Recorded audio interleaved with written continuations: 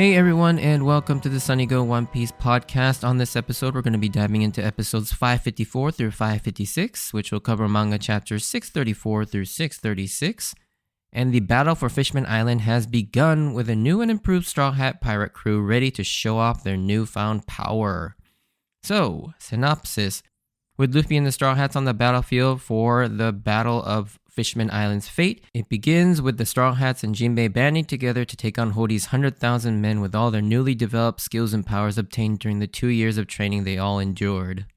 Okay, so differences. There are a handful of differences in these 3 episodes. So the anime shows how Usopp, Brook, Zoro, and Puck all escape from their cage, while the manga never actually shows this at all. And there is an entire scene dedicated to this, and yeah, this was not even actually referenced in the manga, so I think it was kind of cool to see this, even though it was ultimately kind of pointless. I mean, we know how they got out, but yeah, I don't think there's anything wrong with this scene. The next change is the anime rearranges a couple moments as well as adds a few during the start of the battle. In the anime, Brook's festival attack happens first, just after Jinbe blocks Hody's water shot on Shirahoshi, but in the anime, Zoro is first with his Tatsumaki attack and inserts Brook's attack after Sanji's attack, but just before Frankie reveals the Kurosai Rhino bike.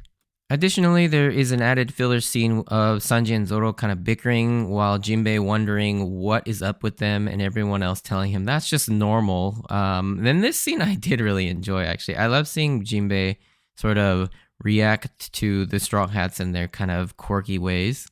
Another change that was added was when Robin shows off her new moves in the manga, it just cuts to her crushing a bunch of goons. But in the anime, she's actually doing this to protect Shirahoshi, which again, I like how it kind of enhances the reason for that attack. And so, yeah, again, another change that I actually enjoyed. And like we mentioned in the last podcast episode, with the Kraken Tsurume, he was missing from the wide shot of the plaza, and so here in the anime, we are finally shown Tsurume appearing. Additionally, in the manga, he doesn't really try to attack Luffy, but as soon as Luffy greets him, he just immediately kind of falls back in with Luffy and then starts attacking Hody's men. And so there's not this sort of drawn-out indecision on Tsurume's part. But yeah, either way, I think both are fine. I think most of these changes were just done to sort of elongate the time and make sure that, again, they add as many little fillers as possible to make sure that the manga doesn't catch up without actually adding whole-on original filler episodes. So that's about it for the differences. So let's get into the episodes themselves. And I gotta say, one thing I love about the series as it progresses, especially into the time skip era, is seeing the notoriety of Luffy and the Straw Hats build to the point where people are starting to fear Luffy the same way we kind of feared some of the earlier antagonists, particularly like how we saw foes like Crocodile or Lucci. And there's just something really cool seeing the progression of the crew and their status as formidable and dangerous instead of being looked down upon and underestimated. And to be fair, there are still plenty that do underestimate Luffy just based on his appearance, but most normal people now essentially fear or revere the Straw Hat Pirates, which is really fun to see. And we finally get a resolution to Jinbe and Luffy's disagreement about how to approach Hody. And it's in this scene, or flashback scene, I guess, we get one of the more interesting and perhaps significant insights into Luffy's character and Oda's overall themes of the series as a whole. And I've been wanting to talk about this moment for a long time, and I've hinted at it, but I've refrained from actually referencing it, and that's Luffy's thoughts around being viewed as a hero. The setup for the scene is that Jinbe wants Luffy to defeat Hody, but he wants to first establish Luffy as a hero in the eyes of the people of Fishman Island, and Luffy vehemently does not want this, saying he likes heroes, but never wants to be one, and his rationale for why is just hilarious. He demonstrates it using an example of if there's some meat and they hold a banquet, he'd have to share his meat if he's a hero. Jinbe, knowing Luffy at this point, just says that he'll feed him meat if he does what he says, and Luffy just immediately says, okay. Now, this scene is a funny moment, but there's just so much to dive into just in this one quote. And first, I think I have to mention a translator's note about the word hero in this context.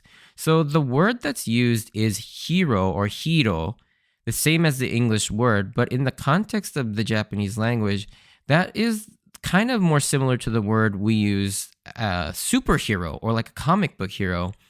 Because in Japanese, there is another word for a person who does like heroic and selfless things in a more realistic way. And that word is eiyu. And so we've actually even heard this word being attributed to someone in One Piece, and that's Garp. Many people in the story call Garp the hero of the Marines, or in Japanese, eiyu Garp. And what's interesting about this is that Luffy appears incredibly selfish and almost like a bad guy, but we know he's not. And we can see that, with his actions, he does good things, even if they may be for selfish reasons.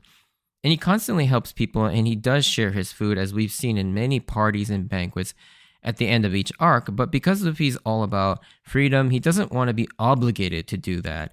And by saying he's a hero, he falls into that box of having to be selfless all the time.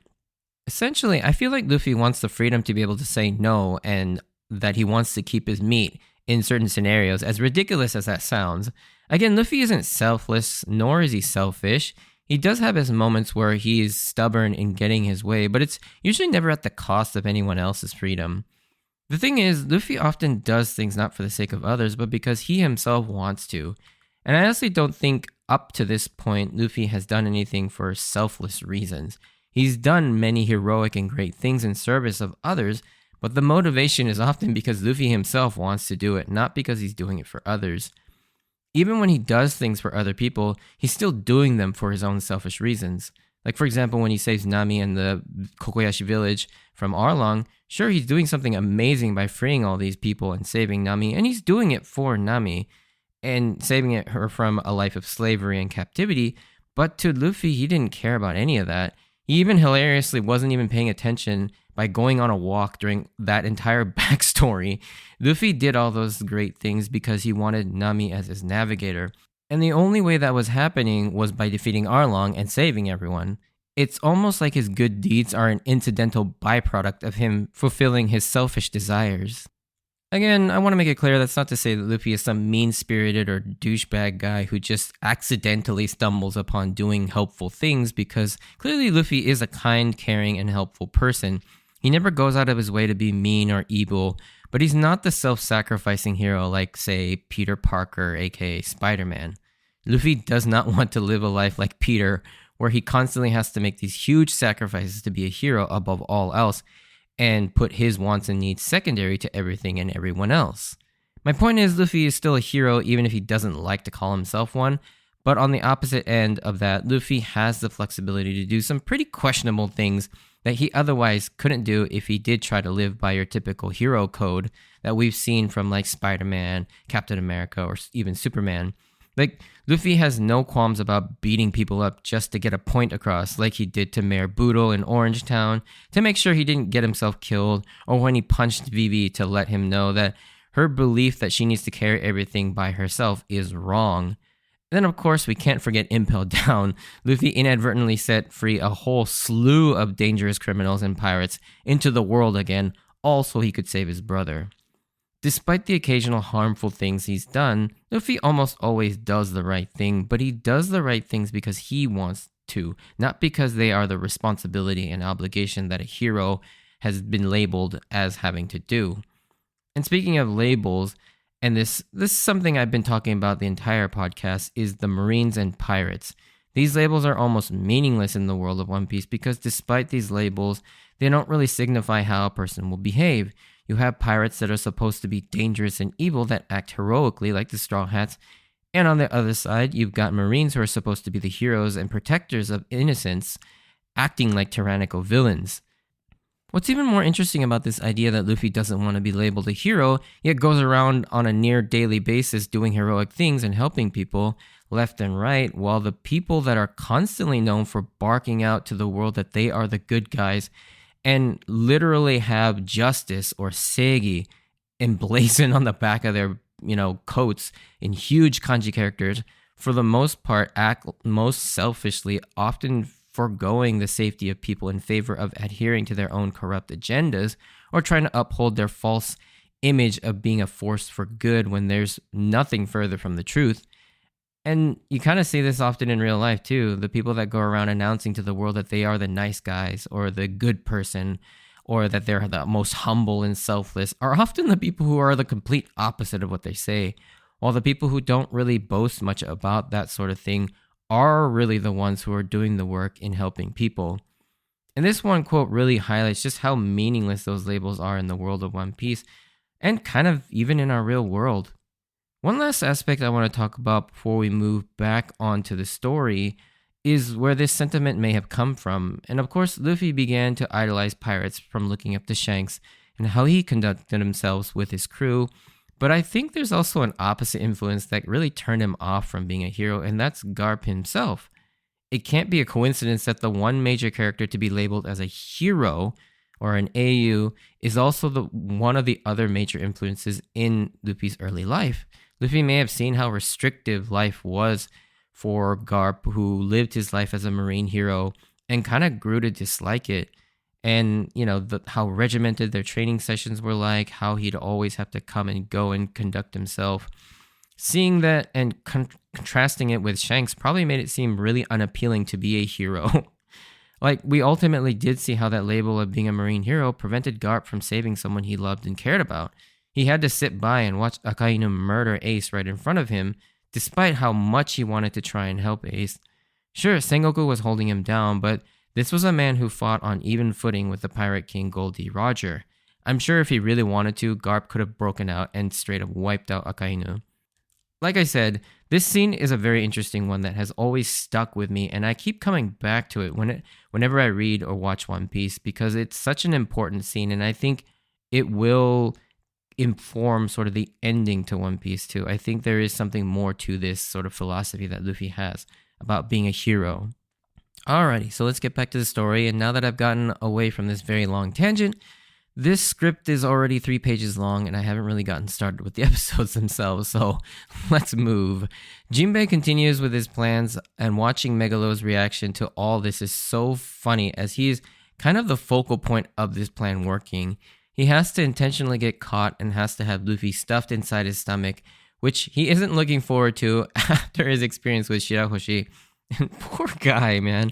One other moment that I absolutely love about this scene that I kind of forgot about is that moment where after Jinbe is done explaining his plans, he has this light moment of hesitation, and it turns out he's trying to think of a plan name, which Sanji just yells at him, "We don't need one."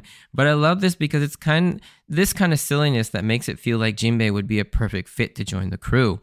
And at this point, yeah, I remember being really excited to see if Jinbe would in fact join the crew, because it really does seem like Oda is setting him up to sort of mesh with the crew and be part of them. And especially, like I said, with the way he frames Jinbe with the crew and on the cover of Volume 64, as well as the big hero shots, like he really does seem like he's about to be part of them. And you get really excited. I remember how excited I was at the prospect of maybe thinking that Jinbe would join the crew. Of course, it's not entirely for sure, because I remember at the time thinking, would the Straw Hats become a little too overpowered if Jinbe joins them? Because, I mean, Jinbe being a former Shichibukai and a fishman, and one of the strongest fishmen in the world of One Piece to that point, like, you gotta think that the Straw Hats are now getting super strong. So that was kind of a hesitation to why maybe Jinbe might not join. Of course, we get the trademark moment of one of the villains trying to threaten or insult the Straw Hats, but get completely ignored due to the crew not even noticing it over their own bickering and liveliness when Zeo speaks up.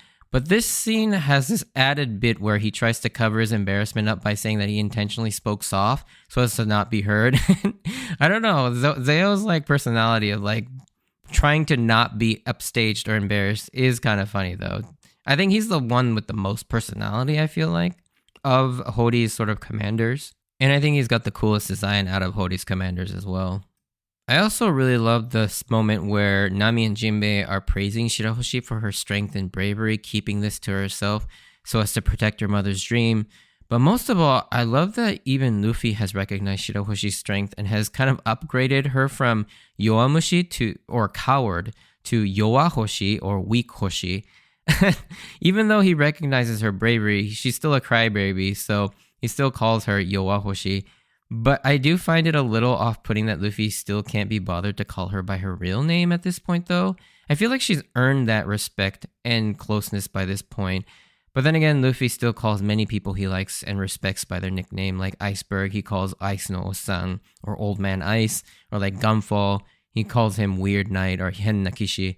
Like, so I don't think it's necessarily a negative connotation that Luffy doesn't call Shirahoshi by her real name, but it is kind of, I don't know, I kind of wish that Luffy, for Shirahoshi's specific case, that he would start calling her by her real name.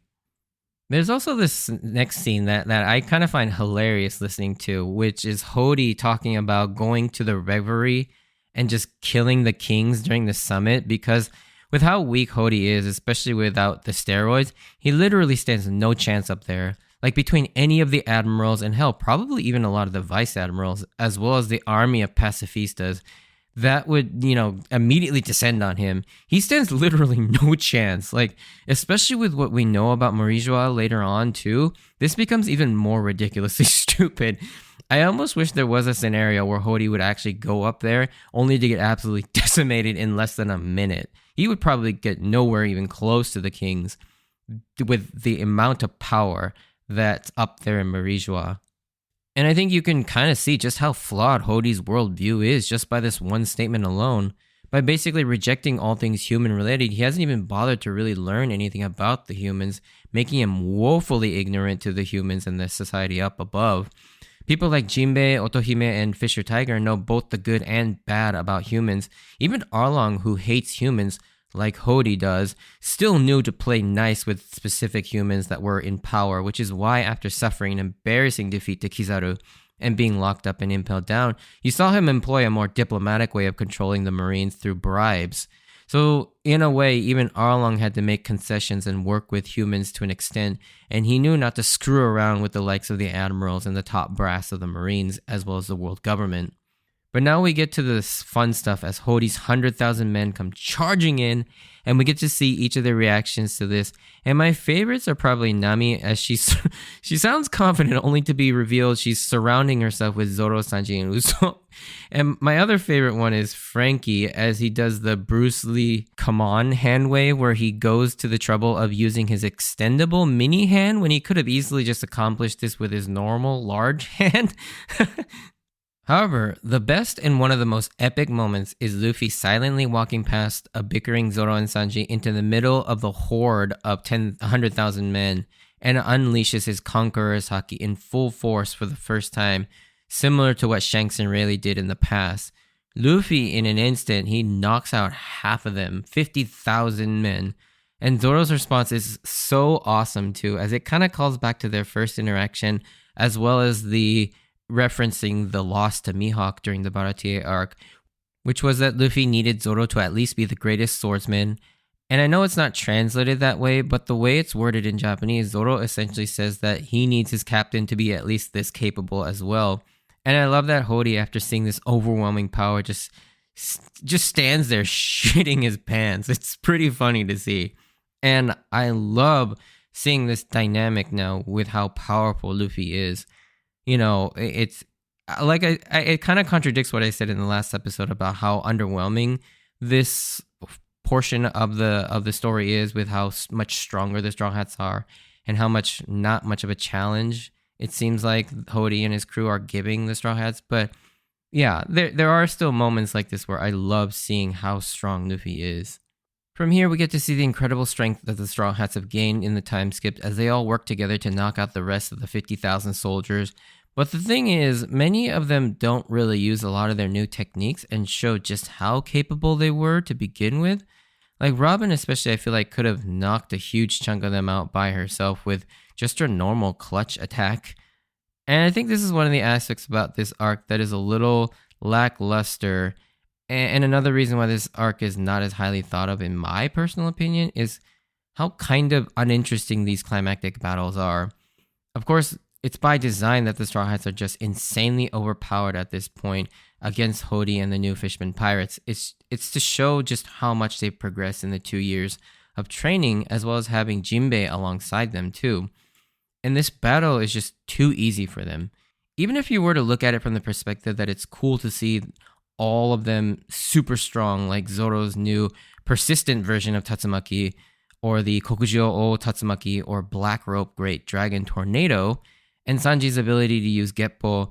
And it's kind of just still missing that little oomph that you need to really make this kind of stand out. Like, one of One Piece's like persistent criticisms is it lacks stakes or tension, and most of the time I will disagree with that sentiment. Even though there's no threat of like anyone dying or losing, there's always other things at play, like ideological battles, a time limit like we've discussed in the past. But this fight doesn't really have any of that. It really is just a showcase of the Straw Hat's new abilities and strengths. And while that can be fun, it just isn't quite enough to keep you engaged, especially when the anime makes no attempt to do anything creative with how it adapts the battles, and the animation is probably the lowest quality it has ever been. It's very flat, it's very uninteresting shots, there's no real like momentum or flow or anything. And I get it, it's hard to keep up with a weekly series, and so I'm not necessarily bashing the animators, but it's just kind of what it is. And as I've reiterated before, it's not terrible, it's just not quite up to One Piece's standards, especially coming off the heels of Marineford. And there are still great and fun moments, like Zoro's little line about how the Tatsumaki will chase him to the ends of hell, which is pretty funny and badass.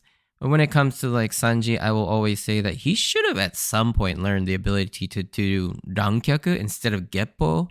Like, if he was going to learn any of the Rokushiki techniques, it would have been so cool to give Sanji a ranged attack.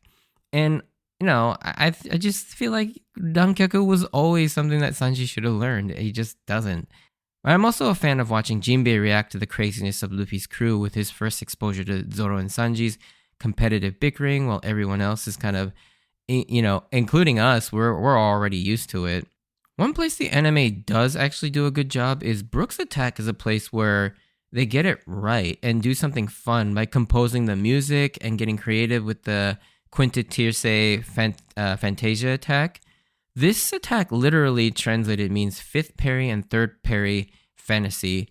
Now, for my research, Quinte and Tierce are fencing terms. Like, Quinte is parry 5. It's a defensive form, I guess, in fencing where you parry an attack to the head, while Tierce, or parry 3, is a mid-level parry of an attack to the mid-torso by lifting up your saber. Upon learning this for the research purposes of this podcast, it now makes me wonder why Oda decided to name his attacks with terms for defensive parrying. I mean, I'm sure the answer is most likely because it sounds cool, but yeah, I did find that a little strange. And then finally, Fantasia means a free, usually an instrumental composition, not in strict form. Again, very on brand with how the crew kind of operates. Once Robin displays her Gigantesco Mano Stomp attack, we get to see the remainder of the Soldier Dock system, which we never actually got to see pre-time skip. Channels 4 and 5 were never actually revealed pre-time skip, so this is pretty exciting to finally get to see the complete Soldier Dock system. And so 4 and 5 are the Kurosai bike and the Brachio tank. And Frankie also returns to his pre-time skip hair for this part, which was great to see even if it is only temporary. Both vehicles are awesome and warrant the reaction it gets from Luffy and everyone else. So let's start with the Kurosai bike. So in Japanese, this is literally just Black Rhino, where Kuro is black and Sai is rhino in Japanese. But it kind of has a slight wordplay on it as well, because in Japanese, cycle in motorcycle is said saikuru. And if you wanted to invert Kurosai, you get saikuro, which sounds a lot like saikuru. And the other aspect of it is the rest of the name, FRU4. The 4 is obviously representative of the 4th Soldier Dock system, but the FRU means Frankie no Ude, which is translated to Frankie's arm. Now, this won't become clear till later, but since it's not revealed in these episodes, I will save that spoiler for you, but it is a very, very cool aspect of this. The next item is the Brachio Tank 5, which is so fun. I think the Brachio Tank is my favorite of the 5 Soldier Dock vehicles, even over the Mini Mary. So the name is, of course, referencing its appearance looking like a Brachiosaurus, But one thing that's a little lost in translation in the name is how it's called Brachiotank 5. But in Japanese, vehicles get sort of this unit suffix, which is go, attached to it, like the Going Merry. So in Japanese, it's called the Going Merigo, or the Thousand Sunny, which is called the Thousand Sunigo, which is where I got the name for this podcast, of course. But you can use it for numbers as well. So in Japanese, when you say something is the fifth unit, it's said go-go, since 5 is go in Japanese. So it literally sounds like he's saying Brachiotank, go, go. And also, I love the sound it makes when it fires. It's like this rubber nose or whoopee cushion sound, like brr. And this is also the birth of the Commander Chopper persona, as we will see going forward whenever the Brachiotank is utilized, as he and Usopp sort of form this sort of team that basically commands the tank, with Chopper being his spotter and commander, and Usopp being the pirate and marksman who actually drives and fires. And it's this fun dynamic that the two have whenever the Brachiotank actually gets used, which isn't very often, unfortunately. It's here that Tsurume makes his appearance or reappearance in the anime or the manga, depending on how you want to look at it. And this is a perfect microcosm of what this arc is all about.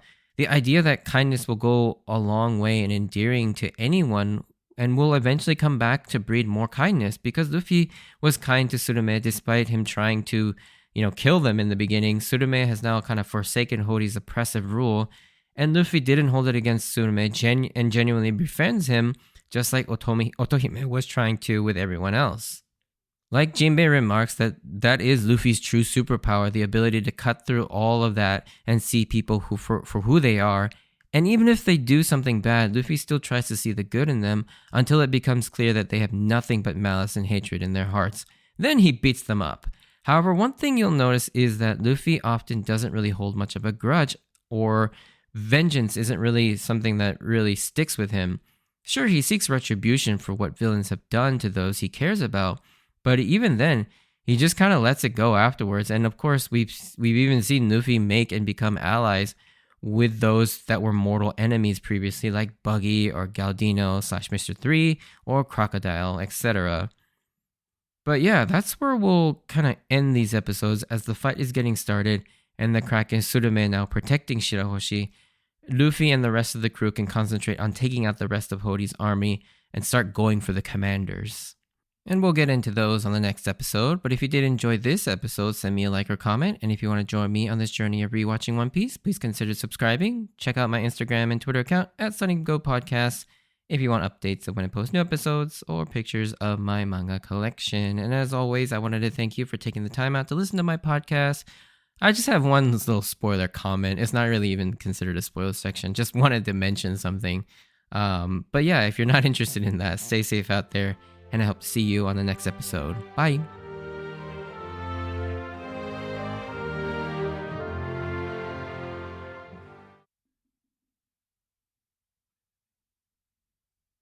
Alright, so spoiler section. I just wanted to talk about the fact that, to add on to Hody wanting to go up to the Reverie and try and kill all the kings, like in addition to the things that I listed in the non-spoiler section, like the admirals and the pacifistas, as well as the vice admirals that are probably like all over the place.